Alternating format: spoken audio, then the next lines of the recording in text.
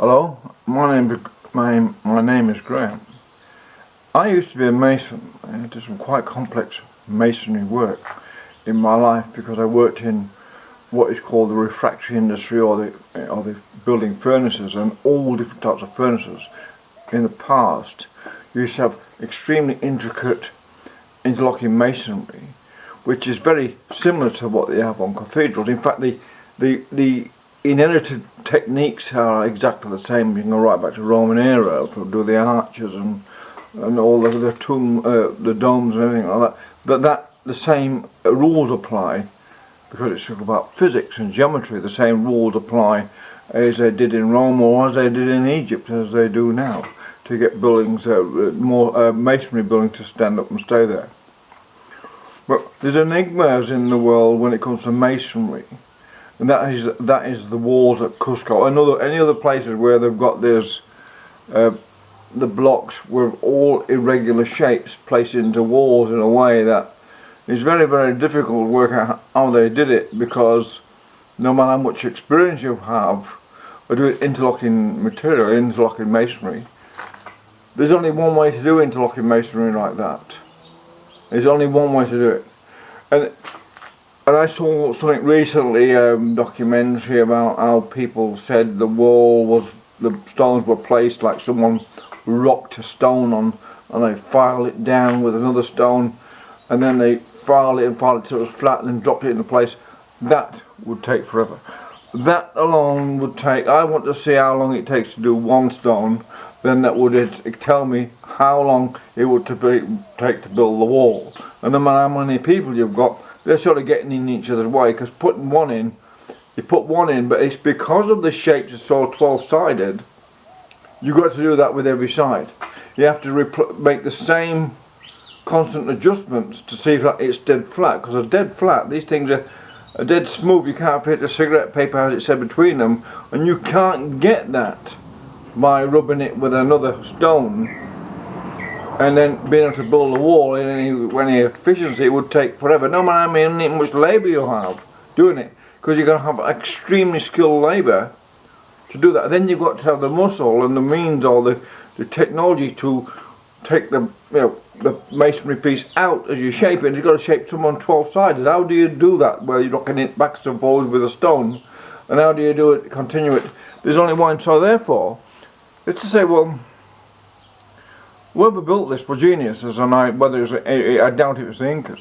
They said it wasn't them. Whoever built it was a lost civilization, and they had technology that was advanced in ways that maybe people understand. Maybe there's a secret that maybe people have worked it out, because I think things can be worked out, and maybe it's kept secret for sort of security reasons. Maybe the technology they had was dangerous or something. If we let it loose now, with all the conflicting egos governing the world, that sort of technology, if it's to do with frequencies, that might even be dangerous, like Tesla's Nikola Tesla's ideas are intrinsically dangerous to release into the public realm because of what they can do. And that's why his papers were all hidden and taken away. Rightly so, in my mind. Right. So whatever Tesla did, he discovered some sort of thing to do with frequencies that you won't want in the wrong hands. But the thing is about that is that when they built the walls at Cusco, those magnificent walls with, you can't get a cigarette paper between them, and it's flat right through the wall, however thick that is, there's only one way to do that. There is only one way to do that. You have to build those before you start. Every block has to be made before you start. You can't make the blocks. And so you have to draw, the whole thing needs to be drawn on a plan. And someone said they didn't have any writing. Well, Incas didn't have any writing to pass this knowledge on, but someone before had a descriptive technology that allowed them to describe every block. And you put every block, it's like building an arch. You can't build an arch, you've got to describe it on the ground or on a paper and cut every piece before you assemble it. And a lot of intricate masonry work is like that. On cathedrals, you have to design it on a paper, and each block has to be made on paper before it's then maybe a wooden model and then a stone model to make sure it all fits. So that's, I'm suggesting, when they built these walls at Cusco, for example, and there are many other ones that are similar mystery, they slid them in. That you could build one or two together, but then you get the complication of how do you get the next one in, how do you get the next one in, how do you get it, because of all the different shapes and sizes. They're not regular. Or sectional bondage, no sectional bonding in there, as we would call it as masons. And the only way to do that, as I said, is to design it on paper, or whatever you have means to describe the block. The block's there and it's numbered, it's marked somehow, and then that you know where that goes in the wall, and then how you get it in there, you slide them in. The only way to do this, I've thought about this a lot, how would I go overcome the problem as a mason if someone said you've got to build a wall like that? How would I do it? And I've really got some reasonable expertise at masonry. Like, how would I build a pyramid? Or I could sort of get into that as well. How would I overcome these problems of weights and gravity and all that sort of stuff to move massive blocks around? Well, it's not as difficult as what many people are saying it is. It's not.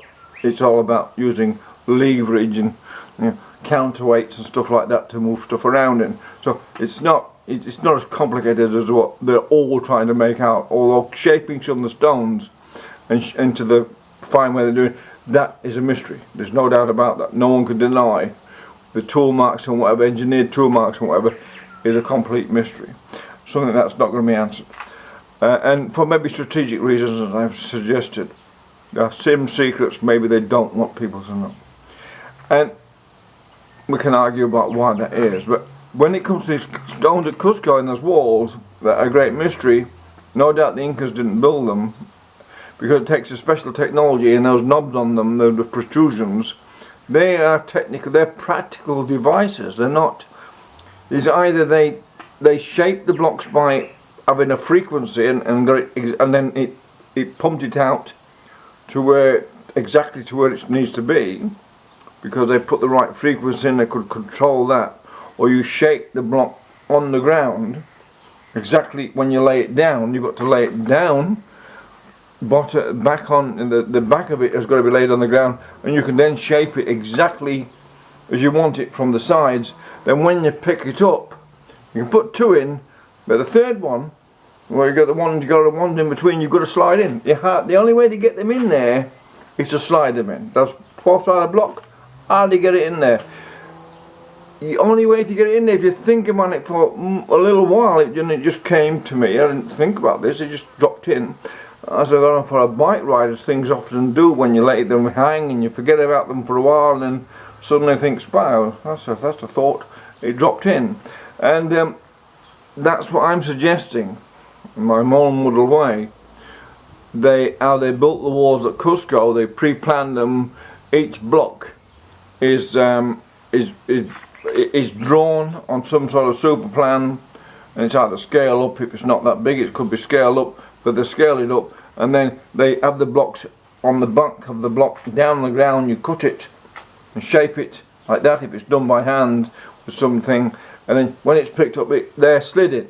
It's the only way, and you key them in that way. You tap them in, and when you tap them in, you tap them in